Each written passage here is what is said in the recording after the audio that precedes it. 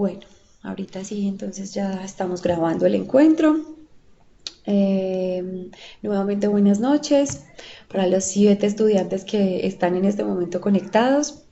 Espero que se conecten otros más a medida que vamos avanzando en el encuentro. Estaba compartiendo con los que ya están conectados, pues estamos aprovechando como antes de iniciar el tema como tal, si teníamos como algunas inquietudes relacionadas con las actividades evaluativas o con el trabajo grupal y demás. Y creo que es una información que nos interesa a todos. Ahorita estábamos hablando sobre pues si era obligatorio trabajar en grupo. Yo les estoy aclarando que no, no necesariamente, pero que sí es importante que aprendamos a trabajar con el otro, ¿cierto? Y ahorita entonces Johan nos hace una pregunta sobre, pues que no presentó la primera evaluación. A varios de ustedes les pasó que no presentaron esa primera evaluación en línea, eh, de pronto porque pensaron que estaba activa hasta el día siguiente, o bueno, realmente pues yo trato de ser muy clara en los anuncios. Incluso en otro anuncio se los recordé. Mm, y ustedes en su calendario, pues, o en la opción, pues en las herramientas que ustedes tienen en la plataforma, obviamente también pueden mirar cuáles son las fechas de cierre. Entonces yo les invito a que por favor leamos con detenimiento cada uno de los anuncios que nos pone la profe, que miremos muy bien qué tenemos pendiente en nuestra plataforma para que no nos pase eso, listo. Entonces Johan pregunta si pues que entendió que van a tener una segunda oportunidad para realizarla. Mira, las evaluaciones definitivamente no, o sea, no tenemos una segunda oportunidad para las evaluaciones como tal. En algunos bloques yo lo que hago es, en esto lo voy a hacer, no siempre lo hago, y eso digamos que también es como a libertad de cada docente, y es la posibilidad de que quienes no presentaron, no alcanzaron a presentar alguna actividad, pero relacionada con las tareas, no las 2 evaluaciones, sino con las 4 tareas, es decir, el humanoscopio, la crónica digital, el mapa y demás. Voy a darles pues como una posibilidad la última semana. Obviamente se calificará sobre 4, no sobre 5. Profe, entonces, ¿eso va a pasar en todos los cursos? No, les aclaro, es importante pues que lo sepan porque hay profes que lo hacen y otros que no, y es absolutamente válido. Incluso como ahorita les decía, yo no siempre lo hago. El bloque pasado, por ejemplo, no lo hice, porque a veces digamos que también de alguna forma eso se puede prestar para malos entendidos. Entonces yo no la voy a presentar y la presento al final. Normalmente se los aclaro, incluso es la última semana, no antes. Así que ahora tampoco la idea es que, no, entonces si yo no alcanzo el día de cierre, no importa, la presento la última semana. O sea, la idea no es que, digamos que, o sea, es importante que aprovechemos estas oportunidades, pero cuando realmente es porque, Dios mío, no sé, no trabajé horas extras esa semana, estábamos en cierre de mes, tuve dificultades de salud, yo qué sé, situaciones de pronto muy específicas, ¿cierto? Pero ya saben que no es, y de hecho no es una obligación para nosotros como docentes, y no es que tengamos que dar una segunda oportunidad. Pero definitivamente las evaluaciones en línea, sí, conmigo no son negociables, listo, o sea, no hay una segunda oportunidad, a no ser de que me presenten, pues obviamente hay casos especiales. Profe, estuve hospitalizado, estuve incapacitado 3 días, 5 días, no tengo ningún problema siempre y cuando tengamos pues como el soporte, listo.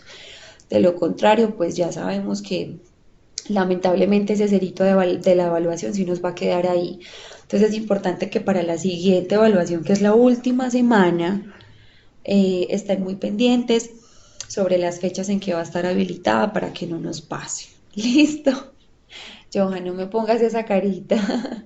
Yo entiendo que obviamente eso genera como frustración, un poquito de impotencia, de rabia, de pronto de no haberlo presentado, pero que nos sirva como experiencia para que no nos pase. La ventaja es que tampoco tiene un porcentaje tan alto, vale el 10%, entonces de alguna forma te va a compensar con las otras actividades, así que muy juicioso a presentar las demás para que puedas compensar ese cero. Bueno, no sé si alguien más tiene alguna pregunta específica frente a las tareas o cualquier otra situación, no sé. Y si no es así, bueno, veo que Anderson por acá está escribiendo. Hoy, como les contaba ahorita, pues vamos a hablar un poquito frente al tema de la tercera unidad, que es sociedad, que de hecho es un tema supremamente extenso, porque es un tema donde no solo se habla de sociedad, sino entonces también de familia, de educación, bueno, de una cantidad de cosas y pues todas obviamente muy relevantes, entonces vamos a intentar hacer como una síntesis de cositas importantes que creo que debemos interiorizar dentro de este curso y que también nos van a ser útiles para esa última evaluación en línea. ¿Listo? Bueno, vamos a esperar que Anderson termine de escribir o si quieres habilitar el micrófono lo puedes hacer, no hay ningún problema.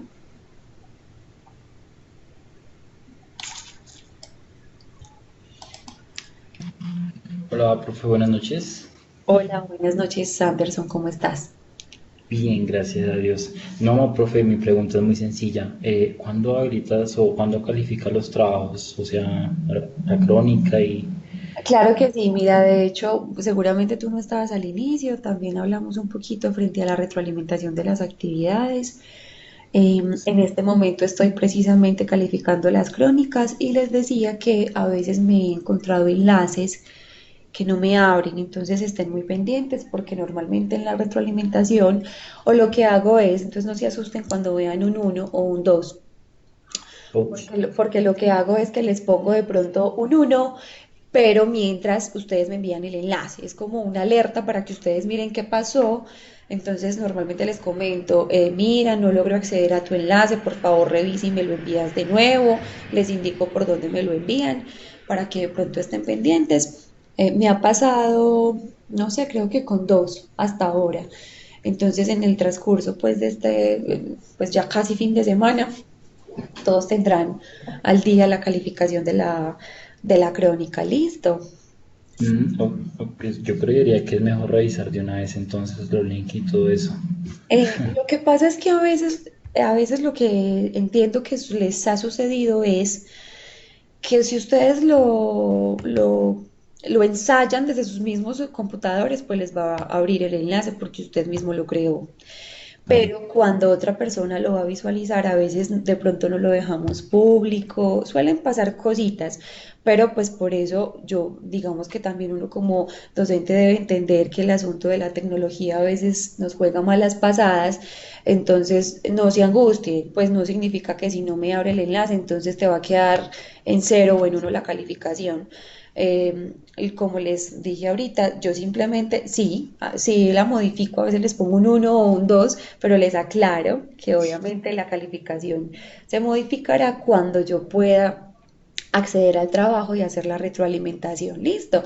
Entonces conmigo no significa que si no me abrió el enlace, no, entonces cero, cero y ya no lo pude ver, no. O sea, pues digamos que hay que entender que a veces eso nos pasa sin que nos demos cuenta incluso, entonces miramos pues como la forma de poderlo solucionar. Listo.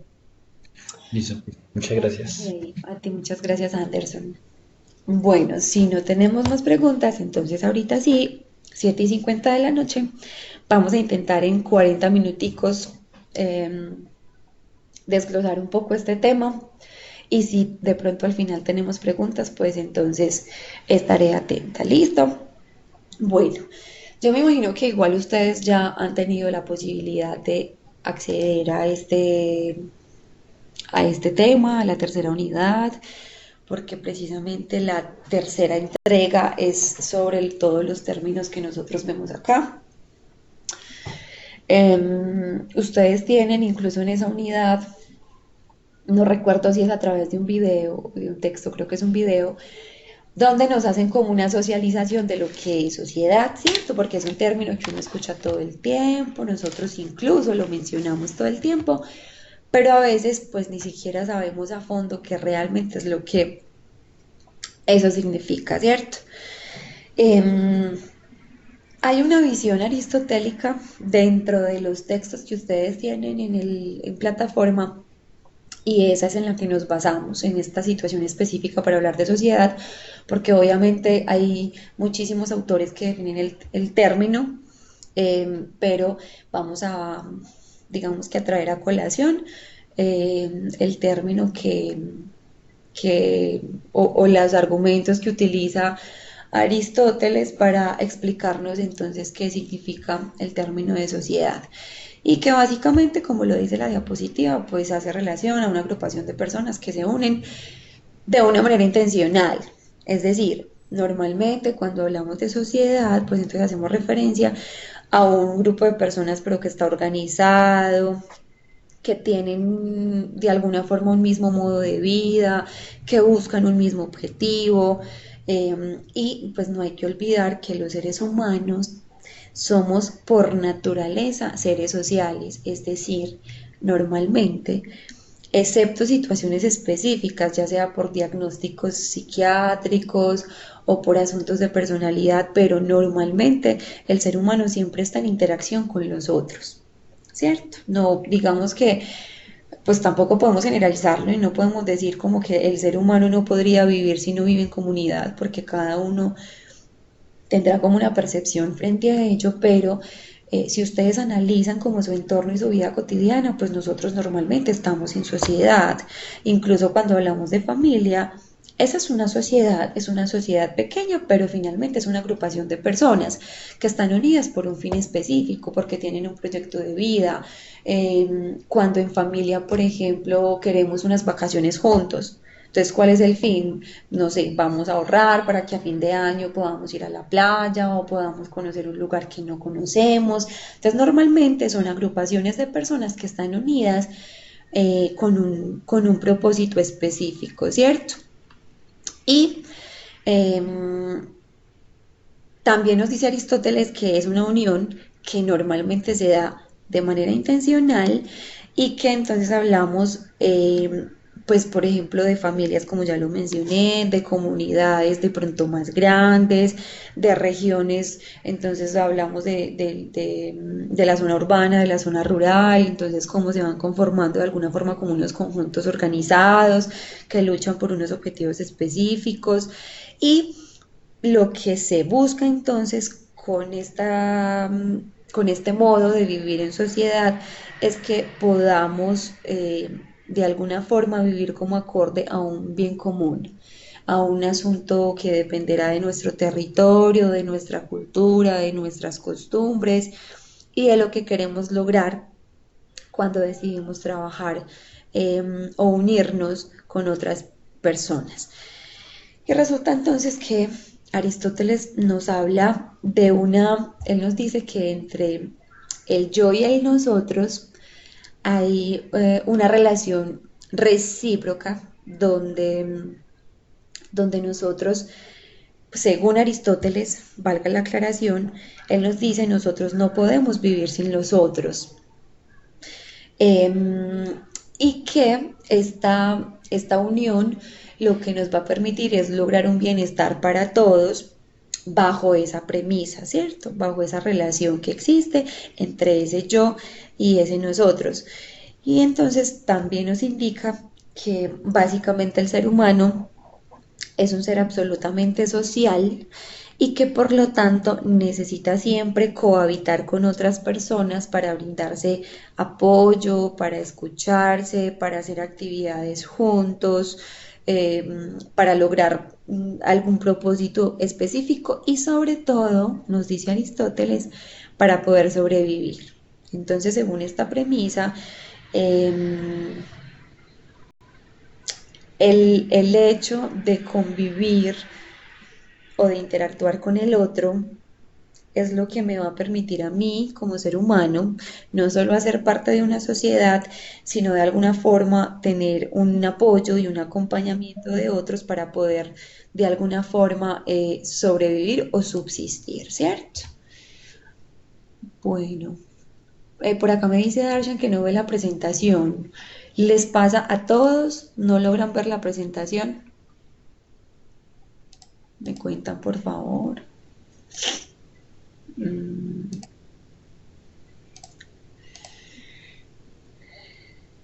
ok, no logran verla. Bueno, vamos a mirar. De pronto se dejó de... sí, sí, sí, sí. Muchas gracias. Pero sí la estaban viendo. O en ningún momento lo estaban logrando ver. Porque hace rato se las estaba compartiendo. Y de hecho les pregunté y pues la estaban viendo en ese momento.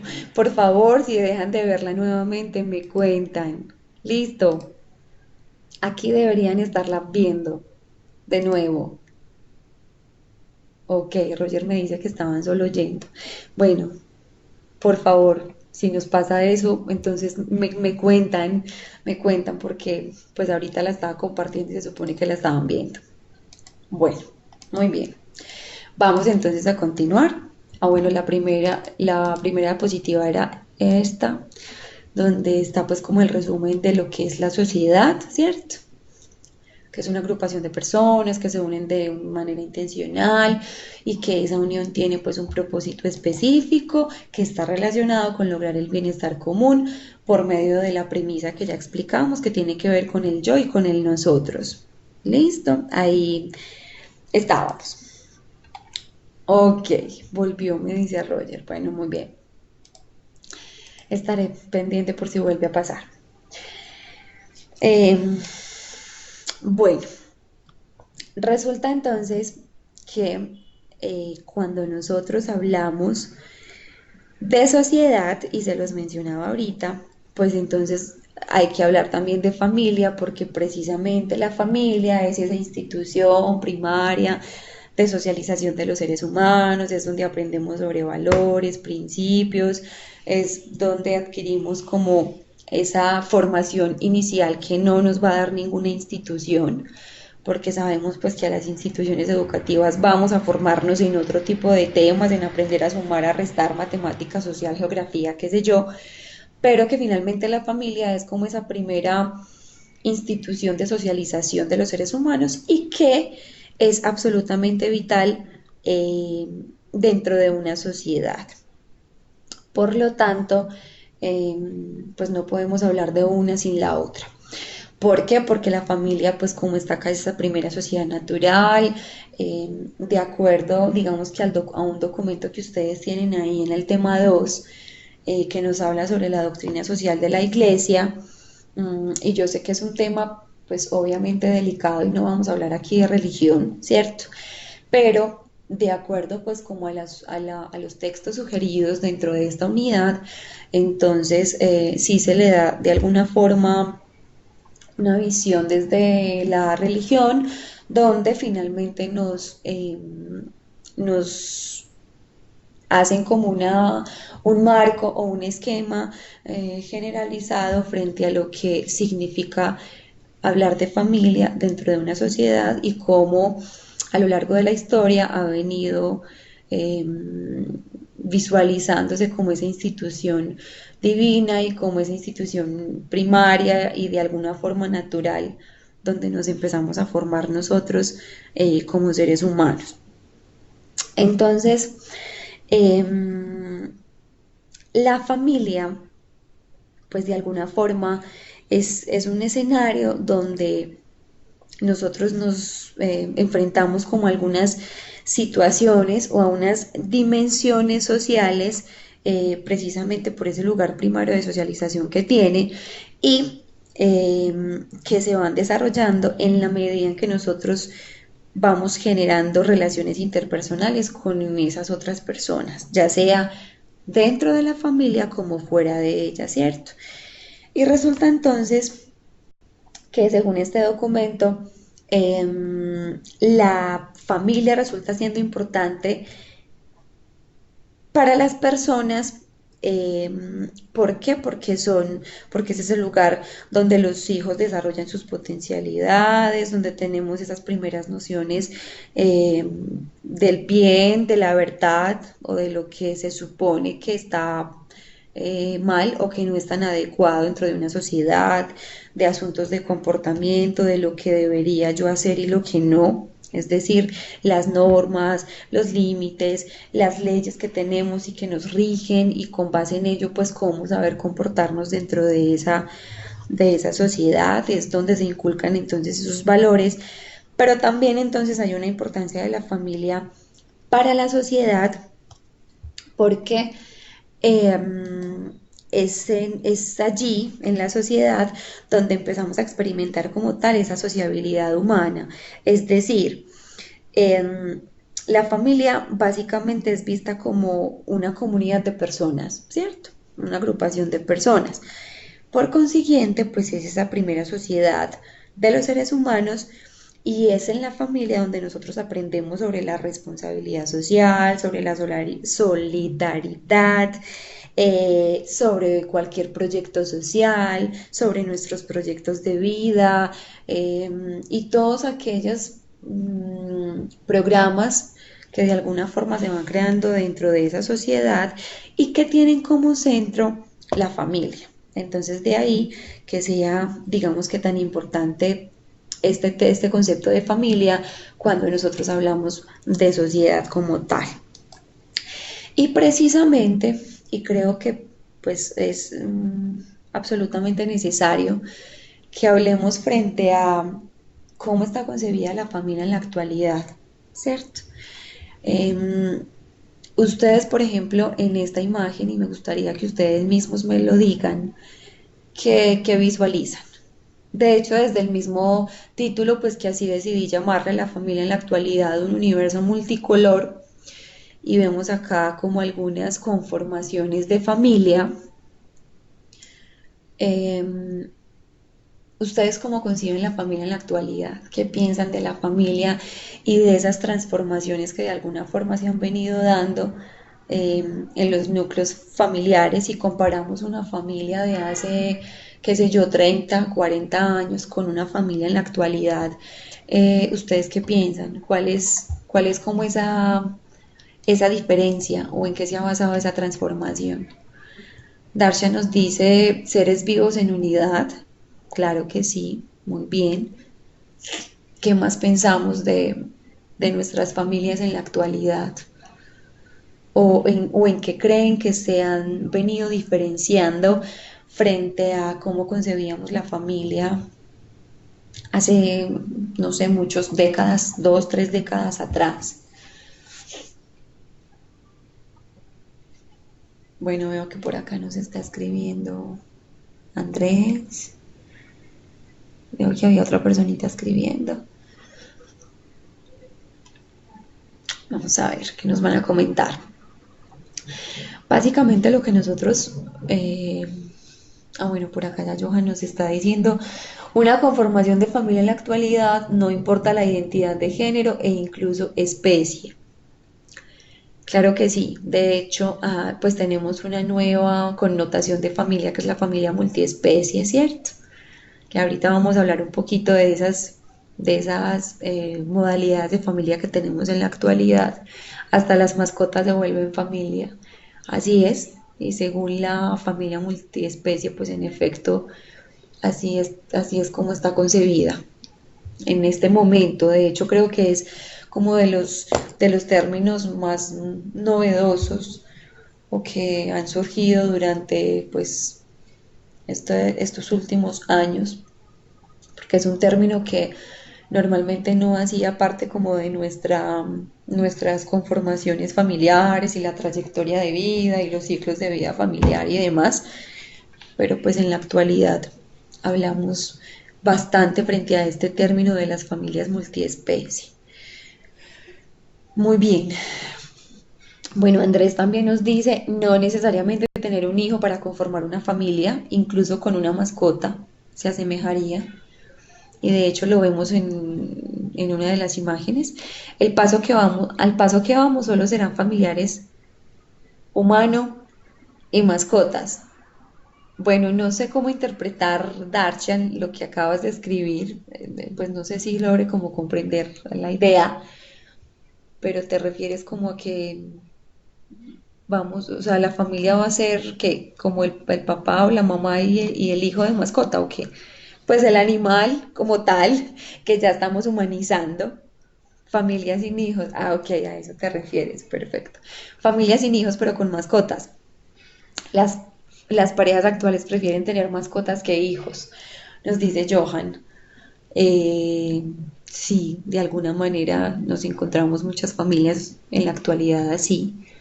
Me apunto al comentario anterior. Dice Andrés, entonces comparte la idea que nos está reflejando Johan y me imagino que a lo mejor muchos la comparten, ¿cierto? Anteriormente teníamos familias supremamente numerosas, donde eran 15 hijos, 17. Yo conozco una familia incluso como con 22 hijos, y cada vez son más pocos. Entonces, claro, anteriormente, pues evidentemente si eran tantos hijos, eran muchísimos sobrinos, muchos primos, bisabuelos, mm, pues bueno, teníamos yo no sé hasta qué grado de consanguinidad, pues una cosa tremenda, tatarabuelos y demás, pero hoy en día pues uno ve que incluso si hay hijos pues es un único hijo, porque entonces todos ya es mucho, entonces si tenemos primitos pues escasamente tenemos uno o dos, ¿cierto?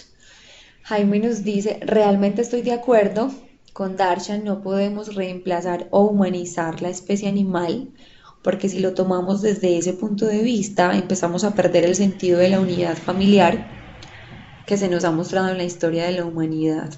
Nos comparte Jaime.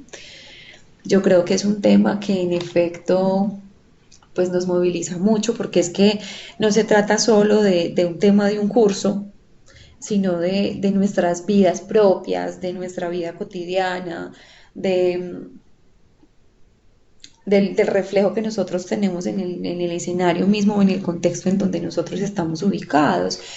Y así como muchos de ustedes obviamente defienden como esas constituciones de familia tradicionales, quizás también tengamos en este espacio personas que precisamente dicen, no, yo soy uno de los que piensa que no quiero tener hijos, por ejemplo, o que prefiero tener mascotas y pues es un asunto que de alguna forma también pues tiene que ser respetable, ¿cierto? Jason nos comparte que en el artículo 2 del ICBF sobre el concepto de familia, la familia se constituye por vínculos naturales o jurídicos, por la decisión libre de un hombre y una mujer de contraer matrimonio o por la voluntad responsable de conformarla. Nos habla como de algunas, ok, quienes integran la familia, cónyuges o compañeros permanentes, el padre y la madre de familia, aunque no convivan en un mismo hogar, valga la claridad, los ascendientes o descendientes de los anteriores y los hijos, adoptivos y todas las demás personas que de manera permanente se hallaren integrados a la unidad doméstica. Mira, y gracias por compartirnos, Jason, artículo porque precisamente, y pues ahorita vamos a verlo también un poco, cuando hablamos de esas conformaciones familiares, incluso en una de ellas, pues tenemos hogares en donde simplemente viven personas que no tienen ningún vínculo consanguíneo, pero hacen parte finalmente de ese hogar, entonces ahí hay una constitución de familia. ¿Cierto? Entonces hablar de familia no necesariamente tenemos que hacer siempre referencia a que tiene que haber como volví y no veo la diapositiva, pero no la estás viendo es porque justo en este momento pues no la estaba como, estoy en el chat, quizás por eso no la estabas viendo. A no ser de que en efecto no se esté viendo otra vez, por favor me confirman. Ok, si Roger era eso, es porque estoy como en el chat en este momento. Mm, Entonces, bueno, en efecto tenemos pues como muchas conformaciones de familia que incluso aquí vamos a mirar algunas. Este, esta gráfica es tomada, de un trabajo que en algún momento socializó un estudiante en uno de estos cursos de desarrollo humano. Listo, no es creada por mí, aclaro, sino por un estudiante que en algún momento en una de sus actividades eh, realizó este esquema.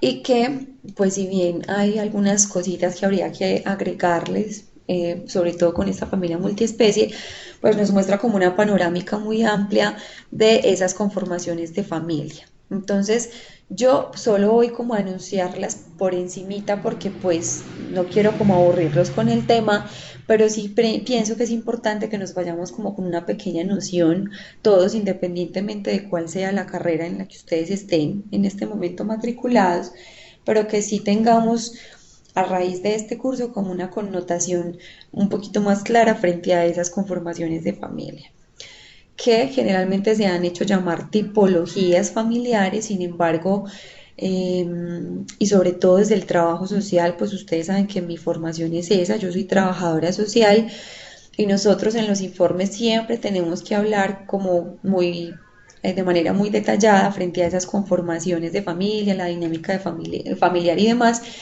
Anteriormente, entonces, siempre se hablaba de tipología familiar, pero ese término se ha discutido mucho porque no, eso de tipología es como de tipificar, de alguna forma es un rótulo, es un juicio de valor. Entonces yo trato de cuidarme un poco, de no hablar como tal de pues, tipos de familia, porque más que tipos son simplemente como conformaciones que vamos teniendo y que de alguna forma son términos que van también evolucionando. Anteriormente hablábamos de ciclos de vida que tenían las familias.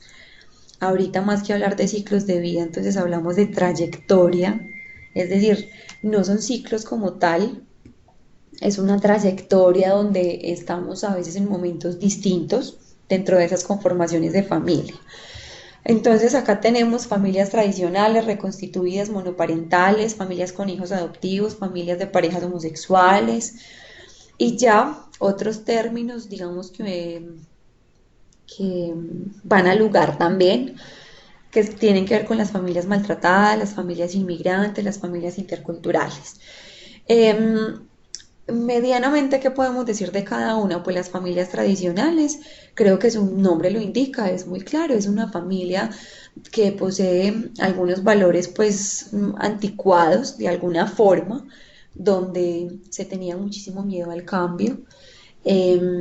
No estoy diciendo que sea bueno o que sea malo, yo creo que para mí no hay nada, pues es decir, no es tan chévere hablar de esto es malo o esto es bueno, simplemente es, ya cada uno le pondrá su apellido si así lo considera, pero sí habría que hacer un análisis frente a lo que ha implicado que estas familias tradicionales se vayan ido desvaneciendo en el tiempo. Y curiosamente ayer tenía una conversación con algunos compañeros y mirábamos pues cómo se han transformado tanto también como desde la forma de concebirse en una familia, en una sociedad, que pues si ustedes de pronto se van a sus familias de origen y hacen un árbol genealógico y recuerdan cómo era la relación matrimonial, porque anteriormente pues digamos que casi sí, o sea, todas las conformaciones familiares pues se trataba de uniones bajo vínculos de matrimonio. Ahorita vemos más pues unión libre y ya, ¿cierto? No tenemos como miedo a generar un compromiso mayor, no es como antes. Y no sé si sea a raíz de ello o no, no tengo ni idea, no soy quien como para decirlo porque tampoco soy especialista o no he hecho investigaciones en ese tema específico, em, pero como anteriormente los matrimonios se concebían literal, pues como nos dicen o como les dicen, porque no soy casada, cuando, cuando están como en este tipo de ceremonias y demás, hasta que la muerte nos separe, y pues creo que con los abuelos y bisabuelos realmente era así, pero ¿cómo las vemos hoy en día? ¿Cierto? ¿Cuántos divorcios, cuántas separaciones, cuántas uniones maritales de hecho pues destruidas a los 3 o 4 meses? Entonces, habría que preguntarse porque antes no se hacía y ahora sí. Entonces uno podría decir, no, es que anteriormente las mujeres, sobre todo las mujeres, eran más sumisas, entonces pues casi que los papás le conseguían literalmente su novio y pues este si no tiene opción de elegir y ya, y te vas de la casa. Y anteriormente a los 16 17 años ya estaban quedadas, entre comillas, las mujeres y no se habían casado, o por lo menos eso es lo que me cuentan a mí mi abuela y mi mamá. Y hoy en día, pues una chica de 16 17 años, pues una chica de colegio o universitaria, que apenas está empezando como a vivir una cantidad de cosas, entonces vemos que sí se han dado muchísimas transformaciones, ¿cierto? ¿Cómo vamos? ¿Me están escuchando? ¿Vamos bien? Ok, mm, perfecto. Bueno, continuaré. ¿Está muy aburrido el tema o no? Vamos bien. Ok, perfecto. Me disculpan un poquito la voz de tarro que tengo hoy. Qué pena. Bueno, ok. Es muy discutible el tema, sí, absolutamente, Darcha, claro que sí. Total, pero evidentemente pues estamos ante una realidad que no podemos estar como ciegos ante esta transformación que se está teniendo, ¿es cierto? Lo importante aquí es hacer un análisis frente a quizás cuál es la razón por la que se están dando esos cambios, qué está pasando con los valores familiares de alguna forma o de pronto tenemos una mente más abierta anteriormente. Pienso que también el asunto de la educación obviamente ha incidido en esa transformación. Anteriormente, pues en mi caso, pues mi abuela escasamente tenía segundo de primaria, mi abuelo creo que ni siquiera fue a la escuela, no tenían como oportunidades más allá de pues eh, continuar con esa tradición familiar de la agricultura y otras cosas. Pues hoy en día los papás luchan porque sus hijos tengan lo que ellos no tuvieron, porque puedan acceder a una educación superior, porque ahorita entonces sabemos que si estamos solo con un bachillerato, pues eh, va a ser complicado que podamos acceder a una competencia laboral y demás, ¿cierto? Entonces, bueno, son muchas situaciones que obviamente han venido generando esos cambios.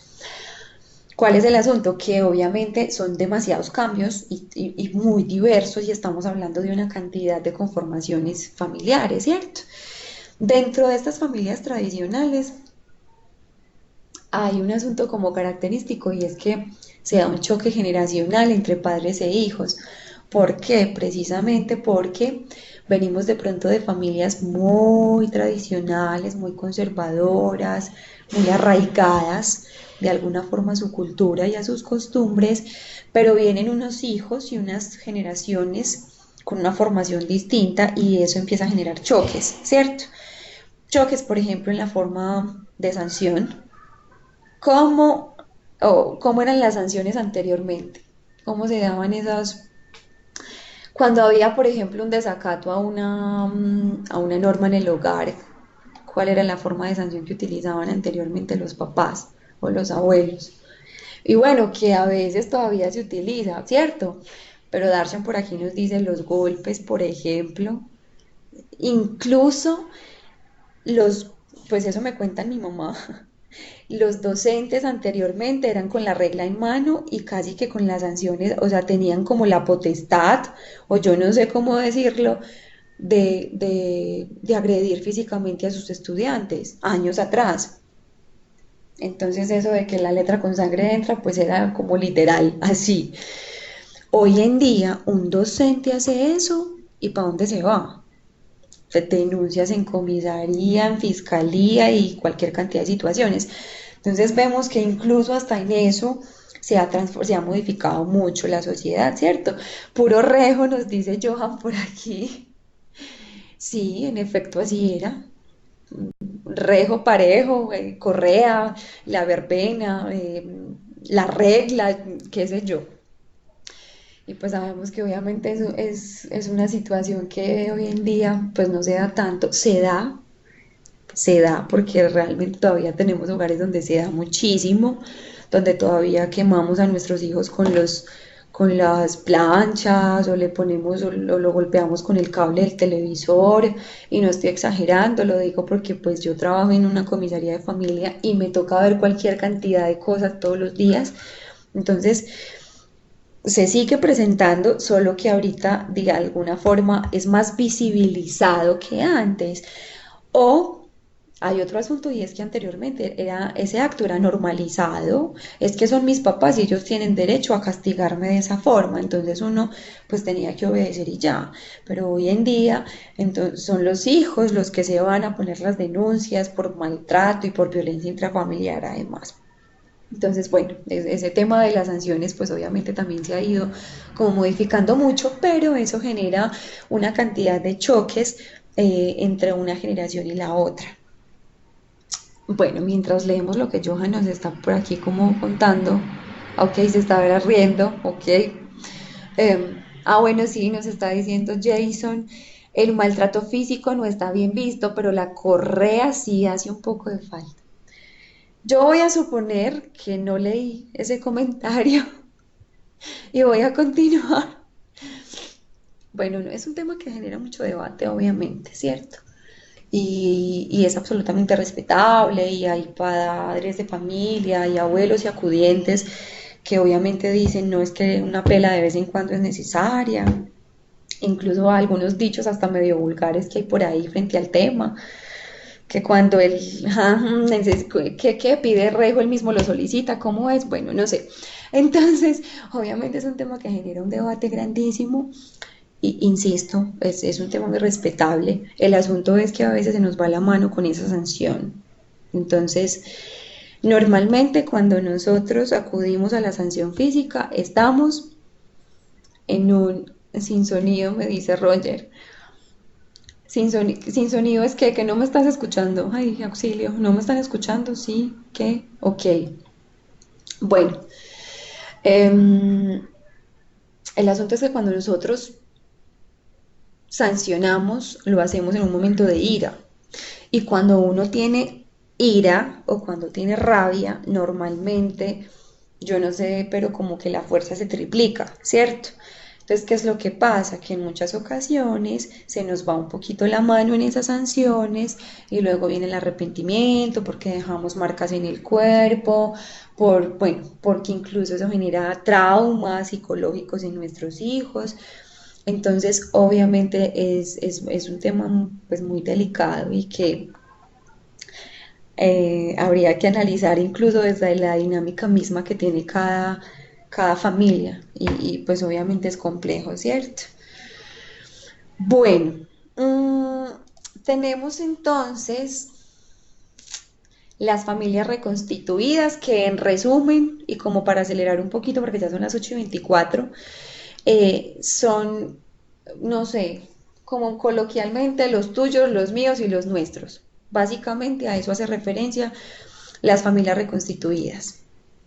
Es cuando hay una familia, de pronto nuclear, papá, mamá, hijos, pero hay una separación, hay una ruptura, resulta que cada uno se consigue una nueva pareja, entonces están los hijos que yo tuve en mi relación anterior, los hijos que quizás tenga con mi relación actual y que de pronto esa persona con la que yo decida iniciar una relación de pareja también tenga hijos, o puede que no, pero con que una de las dos tenga hijos de otras relaciones, fruto de otros matrimonios y demás, entonces ahí hablamos de familias reconstituidas o simultáneas o recompuestas. Los tres términos hacen alusión pues como a lo mismo.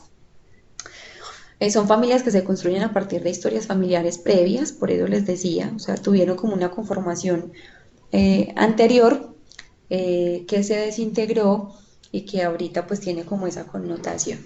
Entonces ahí es donde aparecen las figuras de los famosos padrastros y madrastras, que incluso ese término está mandado a recoger y hoy en día ya no se usa de esa forma.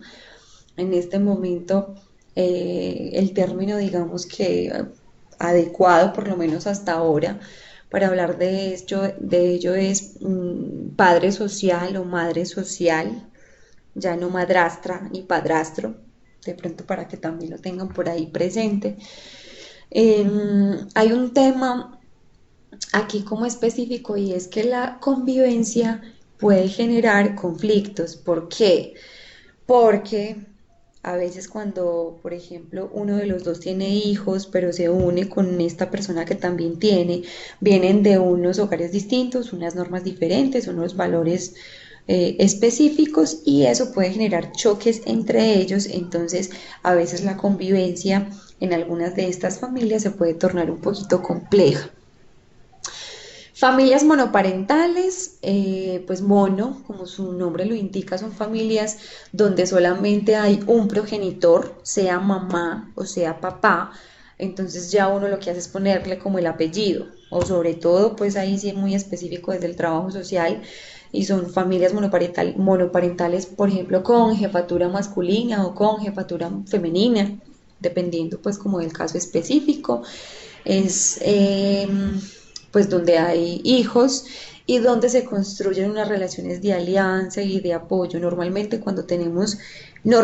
pero no siempre, cuando tenemos una familia conformada por un solo progenitor, entonces esa relación se vuelve como muy cercana y muy estrecha entre ese papá y ese hijo o esa mamá y ese hijo. Pero no es una regla general. ¿Cuál es el apoyo? La familia extensa. ¿Quién es la familia extensa? La tercera generación. Normalmente, los abuelos o los tíos, los primos. Cuando hablamos de más de tres generaciones, entonces hablamos de familia extensa. Bueno, familias con hijos adoptivos. Este tema de la adopción pues está bien complejo en este momento en Colombia específicamente por toda la normatividad. Anteriormente era mucho más fácil acceder a un proceso de adopción. En este momento es un poco más complejo, dispendioso, extenso, demoradísimo. Eh, pero bueno, digamos que son procesos que de alguna forma se siguen dando. Familias de parejas homosexuales, pues también el término creo que es muy claro, ¿cierto? Eh, y que a lo que se enfrentan es a una situación donde de alguna forma tienen que normalizar como este vínculo para hacer frente a esa crítica social que no deja de existir, que está ahí latente, frente a cómo se da la crianza cuando la pareja es homosexual, entonces qué implicaciones tiene ello para el desarrollo del niño, niña o adolescente, bueno, cualquier cantidad de debates y de juicios de valor que de alguna forma se forman frente a este tema. Familias maltratadas, mmm, se sigue dando, se daba, se da y se dará, lamentablemente, y es el asunto de la violencia intrafamiliar. Mm, es un tema que sigue estando latente, que lo estuvo.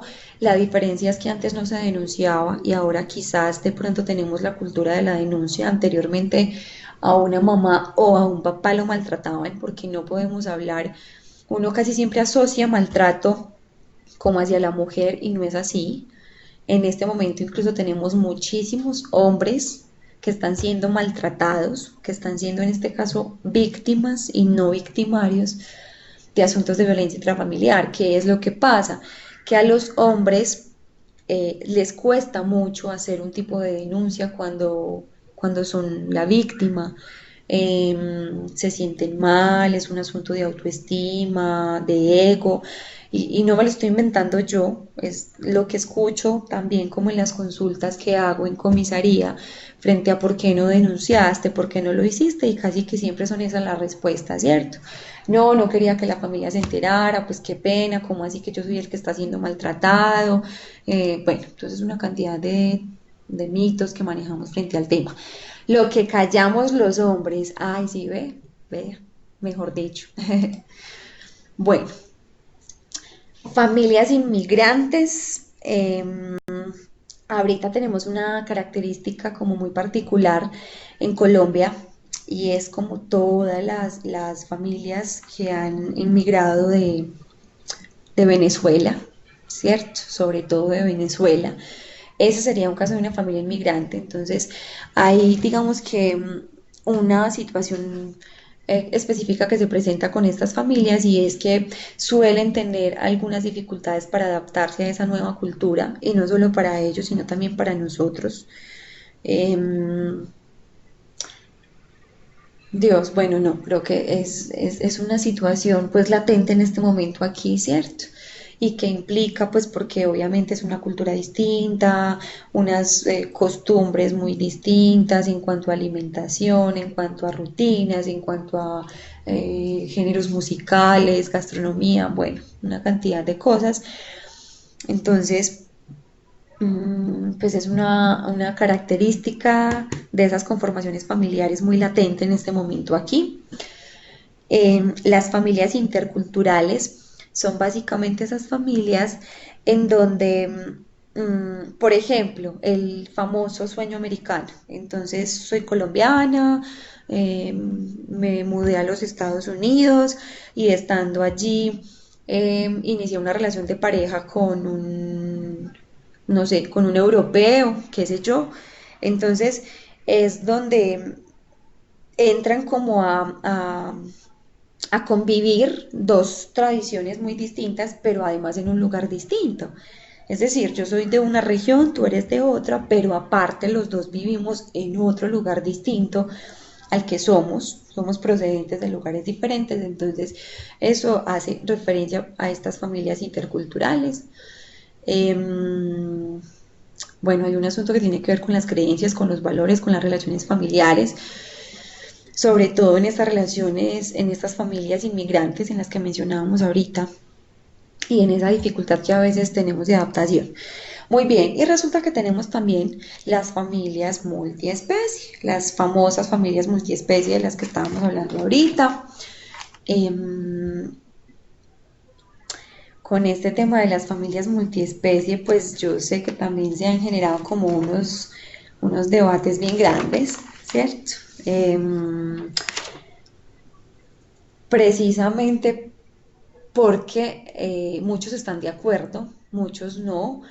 Eh, Incluye a los animales de compañía como integrantes de la familia, entonces nos hablan de la humanización de las relaciones, esa relación que se da, esa interacción que se da entre el humano con los animales, qué pasa cuando hay una ruptura familiar, ello cómo afecta o cómo influye en el vínculo afectivo que se tiene con las mascotas. Mm, De hecho, este es un tema que ahorita en abril de este año, pues empezó como a tener más fuerza, precisamente porque a un comisario aquí en Antioquia, aquí en Medellín, em, pues se vio como en la, no sé, en la obligación casi de hacer una audiencia de conciliación donde el conflicto entre las personas que se estaban separando era la mascota, porque ambos querían quedarse con su mascota. Entonces él incluso pues como que saca un artículo y hace referencia a, bueno, cómo entonces vamos a seguir manejando el tema de ahora en adelante, cuáles son los criterios que vamos a tener para resolver este tipo de problemáticas. Eh, yo lo que pienso es que no se trata de darle categoría de humano como tal, pero sí es importante permitir el desarrollo de un sentimiento entre ese animal. Pues lo digo, pero no de forma despectiva, de hecho me gustan mucho las mascotas, antes no, ya sí, y sus dueños, es decir, no es un asunto de volverlos humanos dentro de la familia, pero sí de respetar como ese afecto que de alguna forma se crea entre las personas con sus mascotas. Y obviamente teniendo en cuenta ello es que habría que pensar, bueno, al momento de una separación, hasta qué punto eso incluso genera afectaciones a nivel psicológico en los hijos, ¿cierto? Entonces, bueno, creo que es como la forma en que nosotros visualizamos este tema, ¿cierto? De la familia multiespecie. Entonces, insisto, pienso que hay un asunto pues como muy claro y es que, venga, no se trata de darle categoría de humano al animal en sí, pero sí de respetar como esa dinámica familiar de acuerdo como a la prevalencia que cada uno le da a su mascota, ¿cierto? Mm, Ello pues no está consagrado en la legislación de familia como tal, eh, pero es un tema que está en la mesa, en el debate, en la actualidad y que seguramente muy pronto vamos a ver modificaciones desde lo jurídico, desde la normatividad, desde la legislación y demás en temas relacionados con familia, porque pues obviamente está como en su pleno furor. Mm, si bien ello no está, ok, bueno, pues ya se los había mencionado, o sea, no está consagrado en la legislación como tal, pero corresponde pues como a las jurisdicciones específicas resolver ese tipo de controversias cuando se presentan y que sabemos que se están presentando pues como muy a menudo en este momento.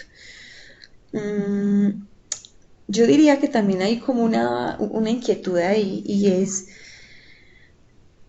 cómo incluir entonces a las mascotas dentro de esa cotidianidad de los seres humanos, pero sin que ello de alguna forma implique otorgarles un estatus como integrante de la familia.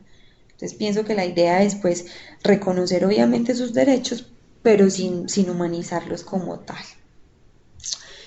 Bueno, estos son algunas de las conformaciones familiares que tenemos, no todas, ahí no están todas, solo están algunas, pero que por lo menos hoy nos vayamos como con una visión un poquito más amplia frente a este tema de familia y sociedad. Sin duda, hay digamos que otro problema en la actualidad con respecto a la familia y que está directamente relacionado con la educación. ¿Por qué? Porque tenemos un modelo que de alguna forma se ha venido agotando, donde tenemos unas políticas que ya no responden realmente a las necesidades que tenemos en la actualidad, donde hay docentes que ya están cansados, que ya no desarrollan su labor con el mismo amor que lo hacían antes, esa controversia también o ese choque que de alguna forma se da entre los docentes que ya llevan muchísimos años en su ejercicio profesional y los docentes que de alguna forma vienen como con unas ideas distintas, hasta qué punto entonces hablamos de un cumplimiento de esas funciones pues como solo desde lo laboral, cumplir por hacerlo y ya, ¿cierto? Entonces hay un asunto que se tiene que hacer y es darle como una resignificación a este tema de la educación, porque pues seguirá siendo el pilar básico del desarrollo humano en sí. Eh, es importante que nos acojamos a nuevos enfoques precisamente por ese cambio de mentalidad que estamos teniendo. Entonces, ¿cómo estamos dictando las clases de, pues no sé si ustedes tienen hijos o recordando también cuando fueron estudiantes, cómo eran nuestras clases de ética, de religión, de valores? Y cómo eso de alguna forma pues tiene que también tener un enfoque distinto en la actualidad y que nos haría pensar en una educación que realmente sea integral, ¿cierto? Y en una pedagogía para la comprensión, es decir, que podamos de alguna forma autorregular el aprendizaje. ¿Qué hacemos nosotros a través de la educación virtual? Ustedes tienen un docente que hace acompañamiento en unos cursos, ¿cierto? Pero realmente ustedes son muy autónomos, ustedes manejan el tiempo, ustedes pueden consultar bibliografía distinta, o sea, tienen todas las posibilidades para autorregular su aprendizaje frente a esta modalidad virtual, por ejemplo, ¿cierto? Entonces hay que replantear finalmente cómo ese proceso educativo escolar por esas necesidades que tenemos pues como en la actualidad. Mm, bueno, no sé si de pronto tengan como alguna duda, yo sé que es un tema grandísimo, es un tema muy extenso, eh, pero intento como de la manera más clara posible como dejarles en la mesa, de alguna forma, como la curiosidad de pronto por explorar un poquito más este tema de sociedad, familia y educación, porque pues realmente en un solo encuentro no alcanzaríamos como a abarcar todo lo que implica hablar de esa relación que existe entre familia y sociedad, sociedad y educación como tal. Mm, Yo diría que como conclusión de esta temática es pues que básicamente la sociedad o tendrá o su deber ser será estar como al servicio de la familia, pero haciendo un reconocimiento desde la subjetividad. ¿Cómo así? Es que aprendamos a respetar esa subjetividad del otro, a no irrumpir como en esa forma de pensar que tiene el otro y entender que hay unas nuevas conformaciones familiares y que eso no hace a la otra persona mejor o peor que yo, simplemente pues piensa de una forma distinta. Em, pero la sociedad pues definitivamente no puede sustituir ni reducir la dimensión social de la familia, ¿cierto? Por el contrario, lo que tenemos que hacer hoy es reconocerla, respetarla, honrarla y saber que estamos viviendo un cambio de mentalidad en la sociedad y que tenemos que centrarnos como en las necesidades reales que tenemos, en reconocer la autonomía, en reconocer que hay un proceso transformador que tiene que ser respetada también por esos procesos de enseñanza desde nuestros hogares, cuál es la crianza que estamos enfocando con nuestros hijos y establecer de alguna forma unas relaciones que sean significativas al momento de tomar decisiones y que puedan ser tomadas con autonomía, ¿cierto?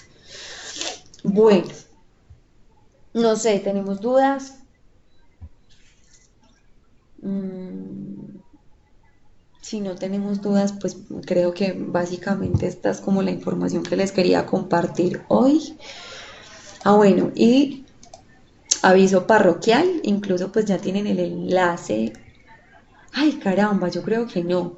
Creo que me faltó eso. Creo que me faltó eso. Ya mismo lo corrijo. Lo estoy recordando. Pero ya tienen en sus anuncios las evaluaciones en línea para que por favor, evaluación docente. O sea, esta es la evaluación docente. Tenemos otra evaluación en línea la última semana, pero en este caso estamos hablando de la evaluación. Es decir, en este caso a mi proceso con ustedes. Va a estar activo hasta el 15 de noviembre, o sea, 15 días, que es el día en que finaliza el curso, ya saben, 15 de noviembre. Y es importante que ustedes puedan pues como acceder a esta evaluación, no les va a quitar mucho tiempo, pero para la universidad y obviamente para mí como docente es importante la evaluación porque es lo que nos va a permitir mirar en qué estamos fallando, cuáles son también los puntos fuertes para fortalecerlos aún más, pero también admitir y reconocer de pronto las falencias que a veces podamos tener y cómo entonces podemos corregirlas. Listo, entonces importante que realicemos esa evaluación docente. Y bueno, no sé si, pues no siendo más, están muy calladitos. Yo espero que sí me estén escuchando todavía. Ya son las 8:43 de la noche. Si no, ok, Andrés me dice que sí, en efecto me están escuchando. Perfecto. Queda claro lo de la evaluación. Ya mismo adjunto el enlace porque creo que no lo hipervinculé, entonces lo voy a hacer ya mismo. Y ya saben, ahí irán viendo la retroalimentación de cada actividad. Yo suelo hacer retroalimentaciones un poquito extensas, a veces por eso me demoro tanto, porque me gusta mirar a detalle sus elaboraciones, porque no me gusta como revisarlos por encimita. Yo sé que ustedes tienen un tiempo, o sea, el tiempo que ustedes dedican a cada tarea es muy significativo y muy valioso. Y en esa misma medida, pues tengo que ser muy respetuosa con su tiempo, por lo tanto, me gusta como leerlo muy a detalle para poder tener criterio y hacer la retroalimentación. Efectivamente, sí, Johan, sí, es que acaba de caer en cuenta, ya mismo se los voy a adjuntar dentro del mismo anuncio, listo. Mm, bueno, muchísimas gracias por esta horita y 15 minutos que estuvieron aquí conmigo. El día de mañana encontrarán la grabación. Me disculpan pues nuevamente de pronto por la afectación en la voz, pero pues bueno, se sale de las manos también. Muchas gracias y cualquier duda que tengan, pues ya saben que durante estos 15 días obviamente seguiré haciéndoles acompañamiento en el curso, me pueden escribir por la bandejita interna, me pueden escribir por el WhatsApp si necesitan alguna información. obviamente pues como respetando algunos horarios específicos, pero bueno, aquí trataré de estar como muy pendiente de ustedes y de sus entregas en lo que nos resta del curso. Espero que de alguna forma esté llenando como sus expectativas, que se lo hayan disfrutado, que yo sé que si bien eso, insisto, yo siempre lo digo porque para mí es un reto muy grande este curso, precisamente porque tengo estudiantes como muy diversos, no de un programa específico, sino que aquí estamos todos de la facultad, entonces a veces se convierte también en un reto para uno como docente poderle llegar a ustedes y que el tema se haga interesante y que no lo veamos como una materia de relleno, que es lo que a veces pensamos cuando vemos estos cursos transversales y qué rico que podamos darle como la importancia que tienen estos espacios como tal. Bueno, muchísimas gracias. Amén, Jaime. Igual a ti y a todos, que Dios les bendiga, les mando un abracito y ya saben, mañana entonces podrán acceder a la grabación y ya mismo corrijo el enlace de la evaluación.